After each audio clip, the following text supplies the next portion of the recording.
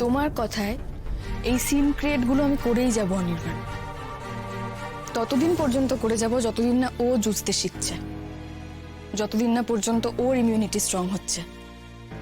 শুধু তাই নয়, তারপরও যতদিন না পর্যন্ত ও নিজের ভালো মন্দটা বুঝতে পারছে, আমি এইভাবেই ওকে প্রোটেক্ট করে যাব।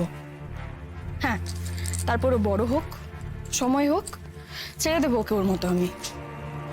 কিন্তু তার আগে পর্যন্ত যদি আমার মনে হয় এই ডিসিপ্লিনগুলো ওর মেনে চলা দরকার, তাহলে সেটা ওকে করতে হবে। আতুপুতু করে রেখো না ওকে। এটা ওর জন্য কি খুব ভালো হবে? তোমার জন্য খুব ভালো হবে এটা? আস্তে আস্তে তুমি ম্যানিয়াক হয়ে যাবে,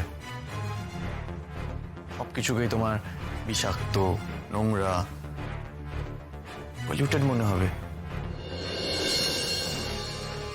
তাই মানছি বাচ্চাদের ইমিউনিটি পাওয়ার কম থাকে, আর আমাদের বিল্লির একটু বেশিই কম। তো এটা বাড়াবাড়ি। তুমি যেটা করছো এটা করো না, কারণ এতে কিন্তু ওর রোগ প্রতিরোধের ক্ষমতাটাই তৈরি হবে না। ডক্টর আমাকে যা বলেছেন আমি সেইটুকুই করছি অনির্বাণ, বেশি কিচ্ছু করছি না। আর আমার এই দায়িত্ব পালনটাকে যদি তোমার ম্যানিয়াক বলে মনে হয়ে থাকে, তবে তাই কি করব।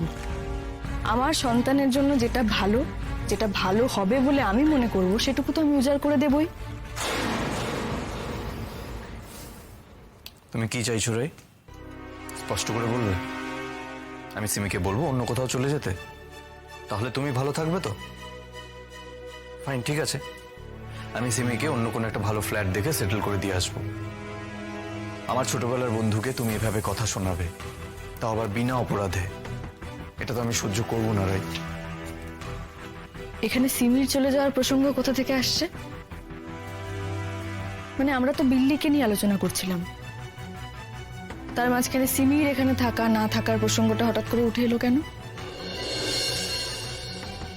চুপ করে থেকো না অনির্বাণ।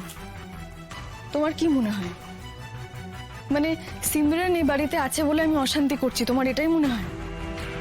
এতটাই নিচু মানসিকতার মানুষ আমি? একজন মানুষ তোমার পরিচিত, এত দিনকার পরিচিত, সে তার প্রয়োজনে এখানে থাকতে চেয়েছে, আর আমি নানা ছুতোয় তাকে বের করে দিতে চাইছি। তুমি এটাই ভাবছো, তাই তো? অনির্বাণ, তুমি বোধহয় ভুলে যাচ্ছ আমাদের এটা নিয়ে আগেও কথা হয়ে গেছে। আর আমিও তোমাকে বলেছি ওর এই বাড়িতে থাকা নিয়ে, ওই বাড়িতে থাকতে পারে।